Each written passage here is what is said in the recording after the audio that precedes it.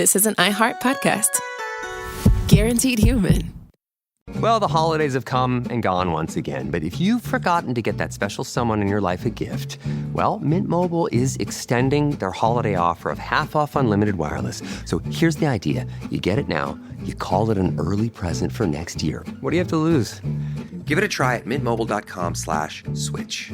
Limited time 50% off regular price for new customers. Upfront payment required. $45 for 3 months, $90 for 6 months, or $180 for 12-month plan. Taxes and fees extra. Speeds may slow after 50 gigabytes per month when network is busy. See terms.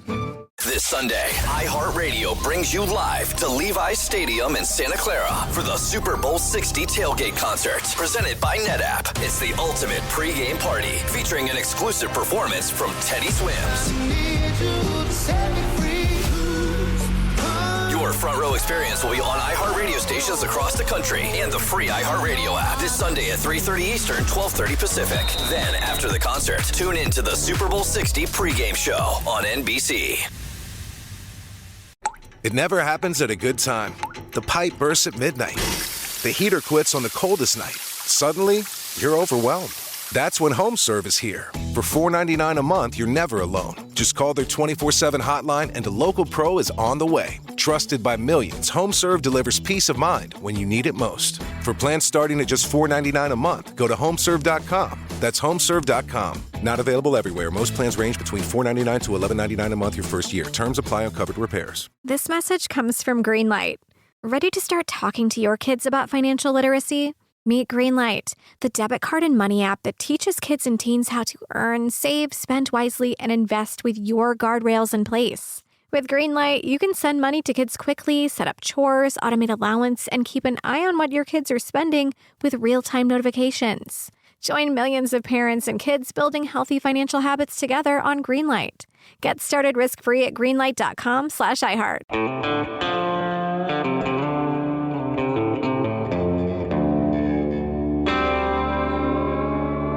Body Bags with Joseph Scott Morgan.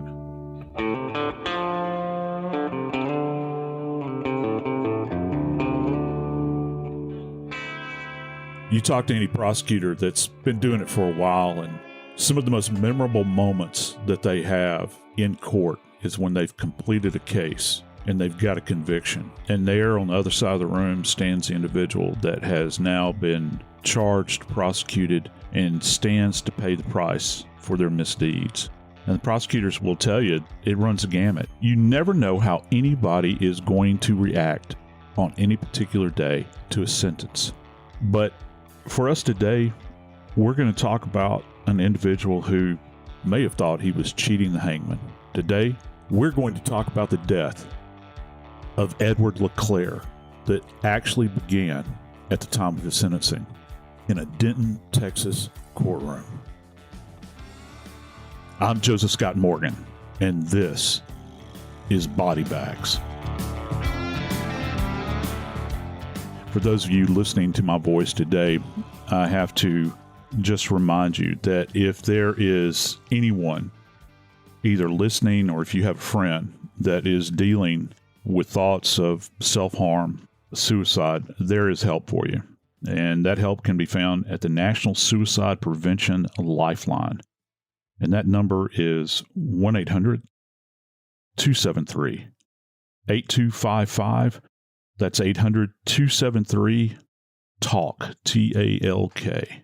Joining me today is my good buddy Dave Mack. Dave's a crime reporter for Crime Online. Dave, I got to tell you, sometimes a bottle of water is not as innocent as people might think. When you told me about this story, my first thought was, how in the world can you get anything into a courtroom? In this particular case, Edward LeClair, at 57 years old, accused and on trial, 5 counts of sexual abuse. And he was out on bail. So he came in from the outside. He was not in jail being led into court. And so I thought he snuck it in that way. Nope.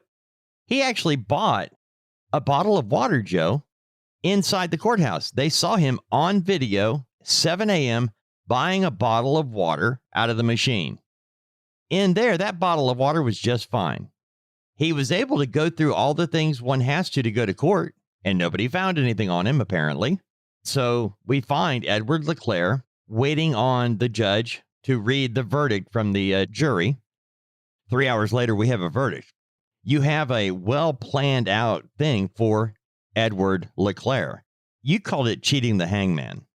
And I thought how interesting of a term that was. He was prepared for a guilty verdict. Yeah, he's staring down the barrel of this thing. He knows what's coming. The evidence that had been presented was so incredibly overwhelming. Lawyers like to use the term compelling when they're talking about things relative to evidentiary value. This evidence is so compelling that it causes you to give pause, and you can begin to see this thread that runs through the entire prosecution. Here's what happened. Edward LeClair met a girl online. At first, he didn't know how old she was, but after they met up the first time, he learned how old she was, and that was 14. She told him she was 14. He continued to come after this girl. Well, right there, you can't say I didn't know how old she was because she told you. And there is evidence. There's plenty of information online, texting, emails, pictures, things like that. What this all exploded to was 57-year-old Edward LeClair has a girlfriend, Melody Mel Shea. She found out about this ongoing situation between Edward LeClair and a girl. And when Edward LeClair would not stop what he was doing, she goes to the girl and said, he is grooming you. When Edward LeClair didn't let up, the girlfriend went to the victim's mother, which is how all of this came about. And we ended up with 57-year-old Edward LeClair staring at up to 100 years in prison. Yeah, and you think about what could that possibly hold for him? Because, you know, when he goes into the prison system, we've heard all of the stories for all of the years about what happens to people that abuse children. Whether or not you knew she was of age, the court is going to hang that on you. That's going to be worn around your neck forever and ever. Amen. And you're talking about 100 years. And there's only so much isolation in the prison system that they can do relative to individuals that have been charged with crimes against children. And this guy has got a background where he doesn't really have a criminal past at all. As a matter of fact, he had been in the Navy. He had gotten out, and for years he had worked as an executive or corporate recruiter and had a good career leading up to this point in time. And then he makes this decision. You were mentioning he had an awareness after that first time that he engaged with her, where she told him or revealed to him that she was 14. You know, I'm not saying that he would have gotten out of this scot-free had he ceased and desisted at that moment in time in the criminal activity, but the fact that he continued with knowledge that he was committing a criminal act, he continued to do this, and it's important for people to understand, for every time he engages in this behavior, that's an individual count, and anything that's associated with it. You got everything from enticement to the actual act itself. Each individual element of these crimes has distinct punishments that come along with it. And so the entire time you're just piling more and more onto this thing, and he's aware of it. It doesn't surprise me that he wanted to get a bottle of water. You're nervous, and one of the physiological reactions to being anxious and being on edge is that you develop dry mouth. I don't think that for the folks in the courtroom, it was necessarily a surprise that he had a bottle of water. I think even his defense attorney at some point in time had commented on the fact that he was sweating and that he had the bottle of water, and that he suddenly began to toss this thing back. The only problem is that he didn't just simply take a sip. He took the bottle and guzzled it. Important to note that he did that after the judge read guilty on the first charge. Once he heard guilty on the first charge, that was when the bottle top came off and he tripped it back. That's an awareness that you're staring into a very dark chasm at that point in time, because you know this is not going to get better. What's fascinating is that he had exhibited no kind of disengagement during the trial. As a matter of fact, his attorney, his counsel there at the table with him, was saying that he was fully engaged the entire time. He was taking notes. He was asking questions. He was fully involved. He began to understand the depth and breadth of everything that was involved. Can you imagine sitting in that chair? You've committed these acts, and now they're kind of slow rolling this thing out before you. Every single act that you've been engaged in with this minor child, and you're watching this develop in front of you. And you can see it. It's like a house fire that kind of sweeps through your entire life, and you see it just being burned down to the ground. And many times in my experience as a death investigator, this happens with people that do finally wind up taking their lives. They have these things that occur in their life that just push them to the edge. And it's not necessarily every single time it is one single event. It is the culmination of everything over a period of time. But I think that this happened in a condensed version for him. And who knows, maybe it started from the first time that he engaged with this young girl, and maybe he was ridden with guilt to begin with, and he just decided not to stop. And it started all the way back there, and then finally, in conclusion, he decides that he's going to take his life.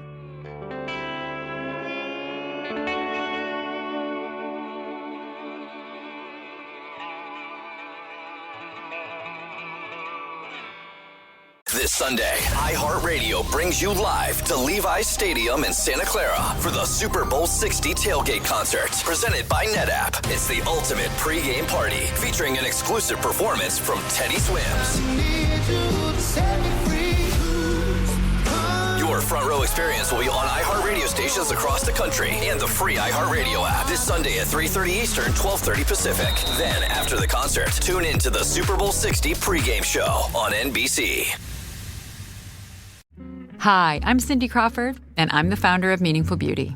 When Dr. Sabah and I decided to do a skincare line together, he said to me, "We are going to give women meaningful beauty." And I said, "That's exactly right. We want to give women meaningful beauty," which means each and every product is meaningful. It has a reason to exist. It's efficacious. You're going to get results. And then you just go out and live your life. Meaningful Beauty. Confidence is beautiful. Learn more at meaningfulbeauty.com. Well, the holidays have come and gone once again, but if you've forgotten to get that special someone in your life a gift, well, Mint Mobile is extending their holiday offer of half off unlimited wireless. So here's the idea. You get it now, you call it an early present for next year. What do you have to lose? Give it a try at mintmobile.com/switch. Limited time 50% off regular price for new customers. Upfront payment required. $45 for 3 months, $90 for 6 months, or $180 for 12-month plan. Taxes and fees extra. Speeds may slow after 50 gigabytes per month when network is busy. See terms. Are you a fraud-paying American? It's a fact that 1 in 4 honest, hard-working, tax-paying Americans has been a victim of identity theft. With LifeLock Identity Theft Protection, though, if your identity is stolen, they fix it, guaranteed, and get you your money back. Last year, the IRS flagged over $16 billion in refunds for identity fraud. That's billions of dollars that could come from your salary, overtime, or second job. But this year, you don't need to stay a victim. LifeLock monitors millions of data points per second for your personal information and alerts you to threats you could easily miss on your own. And if your information does fall into the wrong hands, only LifeLock has U.S.-based restoration specialists who are backed by the $1 Million Protection Package. Because this tax season, fraud-paying American is something no American should have to claim. Visit LifeLock.com/iHeart and save up to 40% your first year. That's 40% off at LifeLock.com/iHeart. Terms apply.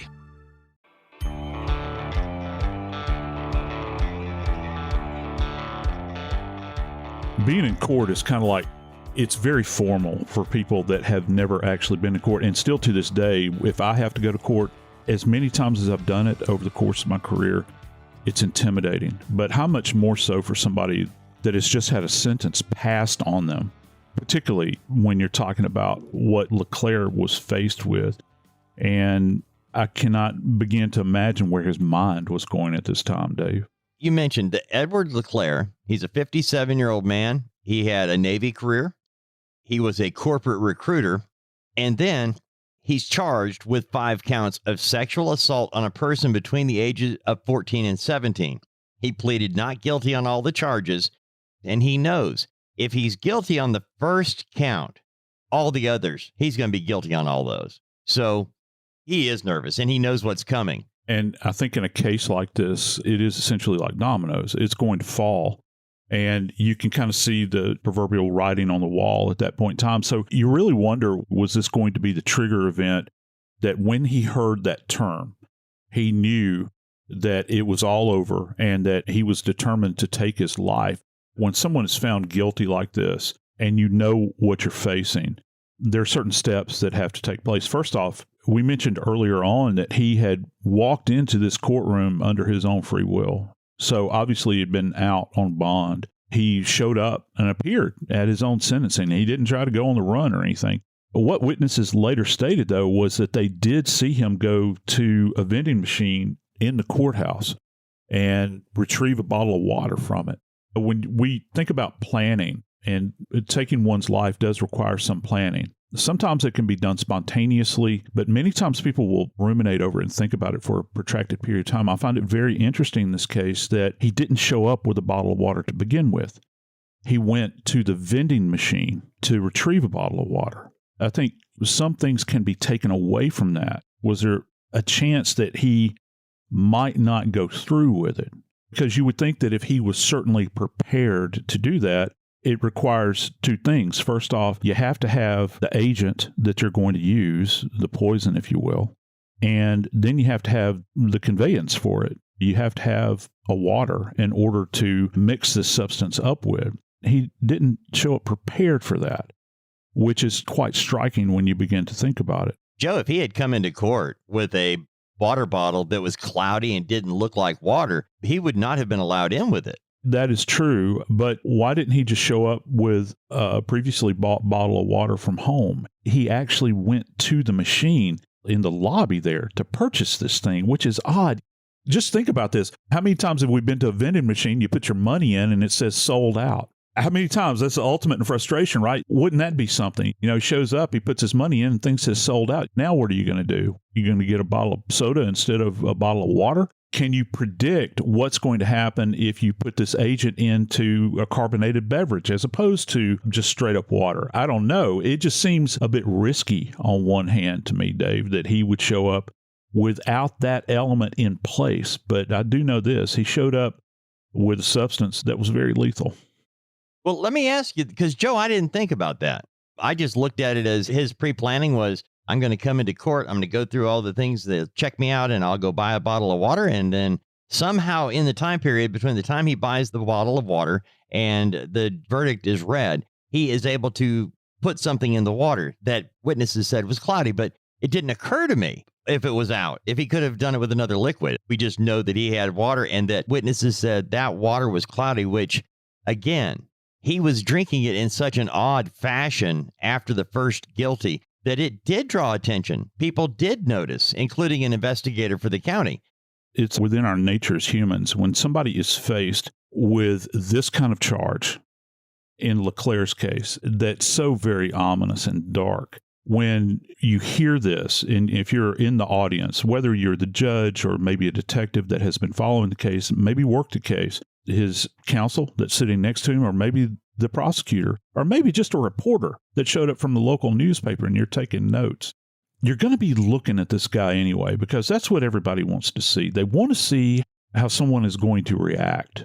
Camera will pan over to that individual in court. It's the ultimate in drama.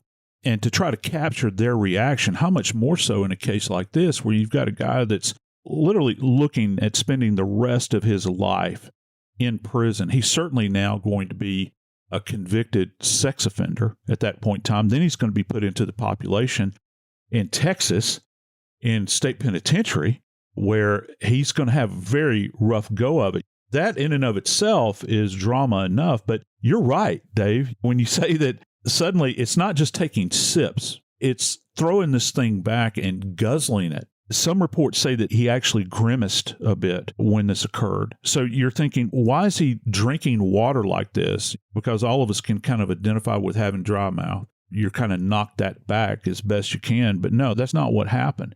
I guess the only way to really phrase it is he was drinking with a purpose. I'm going to ask you, Joe, what could he possibly mix with water that could cause his demise? What could he do where nobody can see? Because he's got to do this hidden. He's got his bottle of water there. He somehow is able to open it and put something in that water. The prosecutor believed early on that LeClair had perhaps ingested cyanide. And I think that most people think of as kind of a default position when you suspect that someone has taken their own life, they're ingesting something. Cyanide is kind of this classic thing that you see in the movies. We've heard of L pills that contain cyanide where people can take their own lives. And it's kind of what we think about. Interestingly enough, it was not cyanide. It's actually a chemical that is used sometimes to decrease the lethality of cyanide ingestion. It's kind of fascinating because he chose to use a substance called sodium nitrate. It's a salt, and we most commonly associate it with preservation of food. It's something that you find in any kind of food preservative nowadays. We've heard of how years ago they used to salt meat to store it for a protracted period of time. People have a smokehouse, they would salt their meat.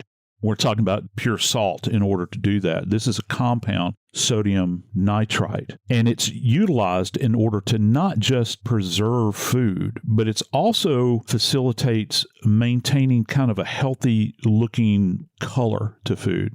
In the old days, salt would actually dry out the meat to the point where it would look brown, and it would make it very unappetizing in appearance. But with this substance, it still maintains kind of a beefy red appearance. It still looks palatable, even though the salted meat in the past was palatable and preserved, but there's something to be said for something that still looks viable when we're looking to ingest something. And it still achieved the same goal, but this substance that's used for a wide variety of things. As I said, it can be used as a treatment to knock down cyanide ingestion.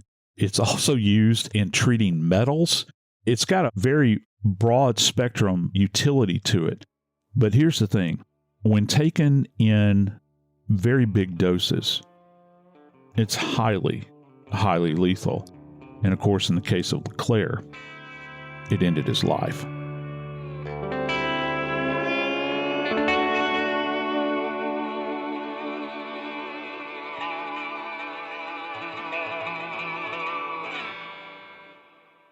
This Sunday, iHeartRadio brings you live to Levi's Stadium in Santa Clara for the Super Bowl 60 tailgate concert, presented by NetApp. It's the ultimate pregame party, featuring an exclusive performance from Teddy Swims.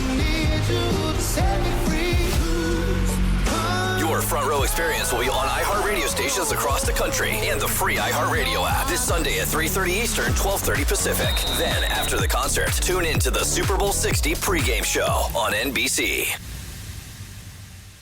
Hi, I'm Cindy Crawford, and I'm the founder of Meaningful Beauty. When Dr. Sabah and I decided to do a skincare line together, he said to me, we are going to give women meaningful beauty. And I said, that's exactly right. We want to give women meaningful beauty, which means each and every product is meaningful. It has a reason to exist. It's efficacious. You're going to get results. And then you just go out and live your life. Meaningful Beauty. Confidence is beautiful. Learn more at meaningfulbeauty.com. Picture chicken nuggets in your head. Okay, now forget them. Because Taco Bell's crispy chicken nuggets are here. And they're nothing like the nuggets you know. All white meat chicken, coated in tortilla chips for that signature Taco Bell crunch. A nugget like that calls for a sauce that can keep up. Introducing Hidden Valley Diablo Ranch. The iconic ranch you love, fired up with Taco Bell Diablo sauce. Bold meets bolder. Ranch meets Diablo, and it works. Crispy chicken nuggets from Taco Bell, a brand new classic. At participating U.S. Taco Bell locations for a limited time only, while supplies last. Did you know that parents rank teaching financial literacy as the toughest life skill? That's where Greenlight comes in, the debit card and money app made for families. With Greenlight, you can send money to kids quickly, set up chores, automate allowance, and track spending with real-time notifications. Kids learn how to earn, save, and spend responsibly, while parents have peace of mind knowing smart money habits are being built with guardrails in place. Try Greenlight risk-free today at greenlight.com/iHeart. That's greenlight.com/iHeart.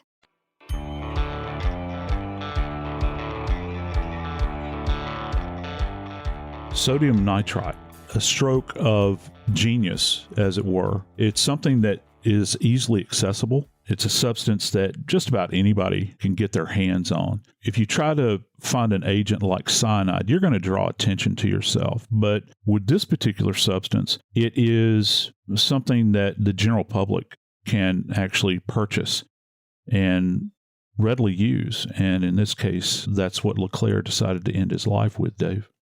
Now, you're kind of confusing me just a little bit because you said that sodium nitrite can be used to make meat look more appealing. Yet, in the same token, the very thing that can make the food look better can kill me as well and is readily available. And you pointed out cyanide is going to draw attention, but sodium nitrite is something that is common and commonly used in many different things. How much is enough? If I'm using it to make my meat look good, is there like, you can go 3 marshmallows, but the 4th one's going to kill you? I don't know if I'd reduce it down to marshmallows, Dave, but you have to have a significant amount of it. And you would have to have the ability to transport it as well. In appearance, it's a white crystalline substance. It's a salt. So it's going to have that kind of appearance to it. It's completely odorless. So it's not necessarily going to draw attention to you. It was a real risk, I think, for him to bring it into the courthouse, though, because you're surrounded with law enforcement types. You've got this in some kind of conveyance, whether it be, and they've never been very specific about this, but you've either got it in a bag or you've got it in some kind of vial. And just imagine you're around law enforcement types. They know that you're going into criminal court and suddenly they search you. Well, the default position for the police or law enforcement is if they search you and they find a baggie with a white crystalline nonspecific substance in it, they're automatically going to begin to think, well, what is this? Is it some type of illicit drug? Could it be coke? Could it be meth? Could it be any of these things? Running the risk with the bottle of water, not showing up with it in hand. And then you're going to walk into the courtroom with a white crystalline substance. You're really kind of sticking your neck out here with this plan. But he decided to roll the dice. In this case, it certainly worked. And with this particular substance, it inhibits the uptake of oxygen. Our red blood cells transport oxygen to our cells throughout our body. With the introduction of the substance into the system, it inhibits that ability. So the oxygen can't bond with the hemoglobin and transport it around. And it causes, at a cellular level, for the cells to begin to struggle. You have to have oxygenated blood in order to function. And essentially the cells, for lack of a better term, begin to kind of strangulate at that point in time. This shocked everyone. Nobody saw this coming. Knowing what he was facing 100 years in prison, nobody thought this was going to happen. They didn't. It's not like he had gone through some type of assessment just prior to walking into court. He's here to hear the final outcome. Trial has been going on. He's living on the outside, and he's faced with the reality. He knows what the evidence is. He's faced with the reality. There's a chance he is not walking back out of that courtroom without bracelets on his wrist and not being shackled at this point in time. And he's got a very narrow window to work with. So in answer to your question, I'm thinking probably a 5 gram to 10 gram dosage would probably be enough to push him over the edge. And it would certainly give that water that cloudy appearance. The water didn't appear dirty. It kind of turns it into not really beige, but kind of a white. It is water soluble, but it takes a few seconds for it to begin to break down where you would not be able to appreciate it. So he dumped it in pretty quick and used the water to ingest it. It begins to work very, very quickly. When they began to take him away, already at a cellular level, he's beginning to struggle. He becomes diaphoretic. His skin is getting cold, clammy, starting to sweat. Unsteady gait. They're leading him back to a holding cell where they take all of these people that have been found guilty. And once they plop him down in that holding cell, he begins to vomit. It's the body's reaction, at least in the initial phase, to the substance being within his digestive tract at that point. His body's having this retching event that's kind of clear the system, but it's too late at that point. As a matter of fact, at autopsy, One of the things that you see with the gastric mucosa, which is kind of the lining of the esophagus and the stomach, when that area is open and you've been exposed to the substance, it forms this film. It's kind of got a beige appearance to it. It's a reactive event that's your body reacting to this stuff. Just from the initial onset, you've got an indication in the gastric mucosa that this stuff is being absorbed. That's one of the quickest ways to get it into the system. So it's already being absorbed as soon as it begins to hit his mouth. That digestive process begins at that point, and it's going out systemically at this point. It's getting into his bloodstream. It's inhibiting oxygen uptake. The body is retching. It's trying to get rid of it. And another thing that you see with this kind of event is that individuals become hypoxic. That's an outward demonstration of a lack of oxygen. Sometimes they'll become cyanotic. And cyanotic or cyanosis is something that you see many times with congestive heart failure or respiratory failure. You see it with drug addicts many times. They'll have this eggplant-colored hue that comes over them where they're purple almost. But in his case, he was in the early stages when they initially saw him. The reports were that he had become very pale, ashen, and eventually he begins to convulse, which is, again, associated with ingestion of this stuff. When you think about the time involved, he starts drinking after the first guilty verdict is read. They read all 5. He's chugging. Ding, ding, ding. He's taking this down. 5 verdicts, guilty, guilty, guilty, guilty, guilty. And then the judge then sends the jury out of the room, our convicted pedophile. They're both sent out of the room. He is moved to a holding cell adjacent to the courtroom. The jury moved to their room. He immediately goes in there and starts throwing up, which isn't going to shock anyone right away. The man was just found guilty. He's now a convicted pedophile. He knows he's staring 100 years in prison. That's what the judge is going to now discuss with the attorneys about sentencing. So while he's in there, he starts throwing up, and somebody says, hey, I believe it was the investigator for Denton County, said, go check on him. Something's not right. And that's when a bailiff went and checked on him and found him unconscious. It was that quick. It is that quick. That goes to the level of lethality. And this is something that he had planned out. But here's the key, Dave. I found this quite chilling when I was taking a look at this case.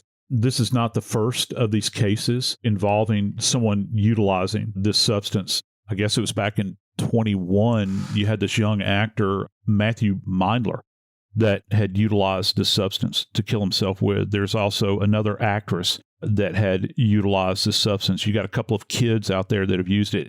The fascinating thing is that Amazon, the company Amazon, was actually sued over the substance because people were peddling what turned out to be, quote unquote, suicide kits.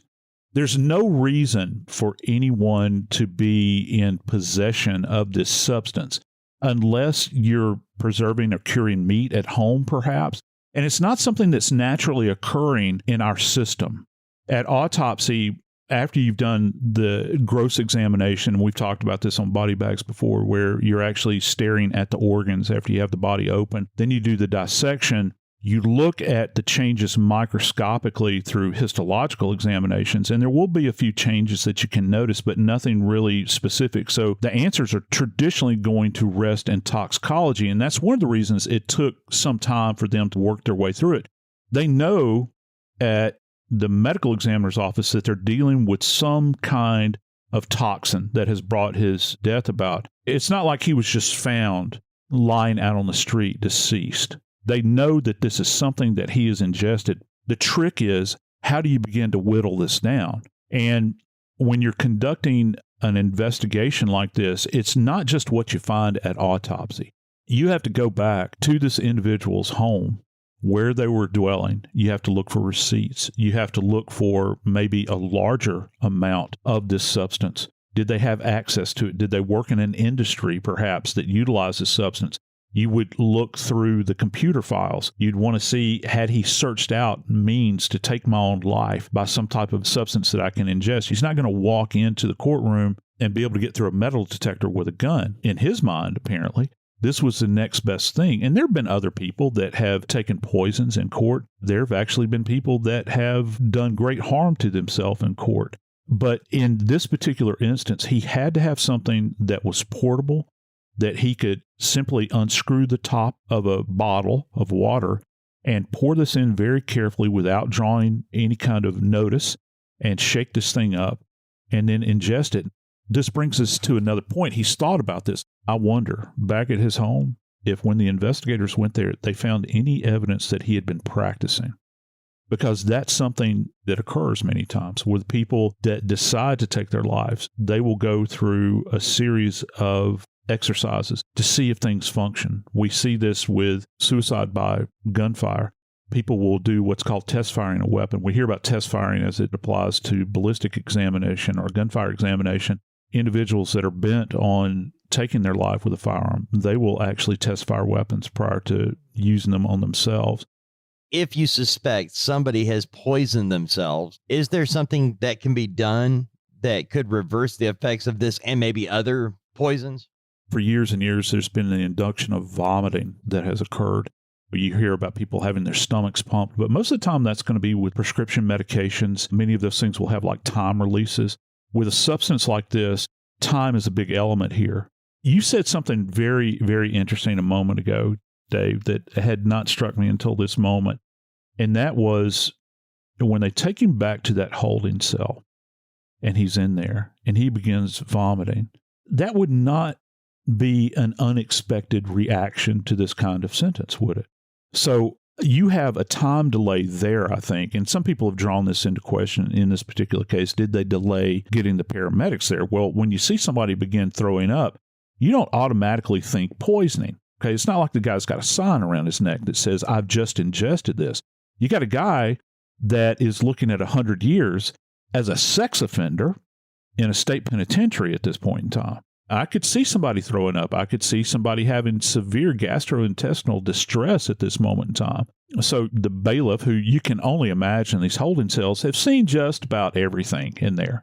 And to see somebody throwing up is not beyond the pale. It's something that may have been expected. Maybe it's something they had seen before. So they're going to delay. But it's when he goes into an unconscious state, when he starts to convulse, this sort of thing, they know they've got a problem. So time is of the essence. Is there an agent that they could have induced vomiting with? Perhaps. But the key is there was nobody around to do that. And this agent worked so very quickly, Dave, that he was beyond salvation at that point in time. The number to call if you or somebody you know is suffering through life right now and is really considering taking their own life or causing harm, the number to call is 800-273-TALK. That's 8255. 800-273-8255 for the National Suicide Prevention Lifeline. I'm Joseph Scott Morgan, and this is Body Bags.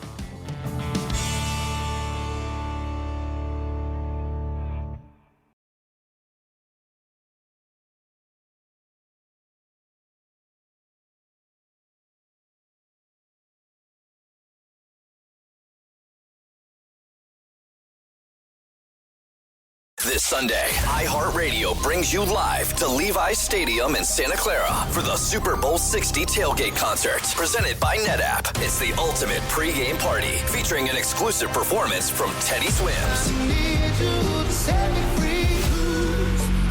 Your front row experience will be on iHeartRadio stations across the country and the free iHeartRadio app this Sunday at 3:30 Eastern, 12:30 Pacific. Then, after the concert, tune in to the Super Bowl 60 pregame show on NBC. Are you a fraud-paying American? 1 in 4 tax-paying Americans has been a victim of identity fraud. With LifeLock, if your identity is stolen, they fix it, guaranteed, or your money back. Last year, billions in refunds were stolen. Could be from your salary, overtime, or second job. Gone. But this year, you don't need to stay a victim, because this tax season, fraud-paying American is something no American should have to claim. Save up to 40% your first year. Visit LifeLock.com/iHeart. Terms apply. At CVS, it matters that we're not just in your community, but that we're part of it. It matters that we're here for you when you need us, day or night. And we want everyone to feel welcomed and rewarded. It matters that CVS is here to fill your prescriptions and here to fill your craving for a tasty and, healthy snack. At CVS, we're proud to serve your community because we believe where you get your medicine matters. So visit us at cvs.com or just come by our store. We can't wait to meet you. Store hours vary by location. You ever wonder how far an EV can take you on one charge? Well, most people drive about 40 miles a day, which means you can do all daily stuff no problem. Go to work, grab the kids at school, get the groceries, and still have enough charge to visit your in-laws in the next county. But they don't need to know that. And the best part, you won't have to buy gas at all. The way forward is electric. Explore EVs that fit your life at electricforall.org. This is an iHeart podcast. Guaranteed human.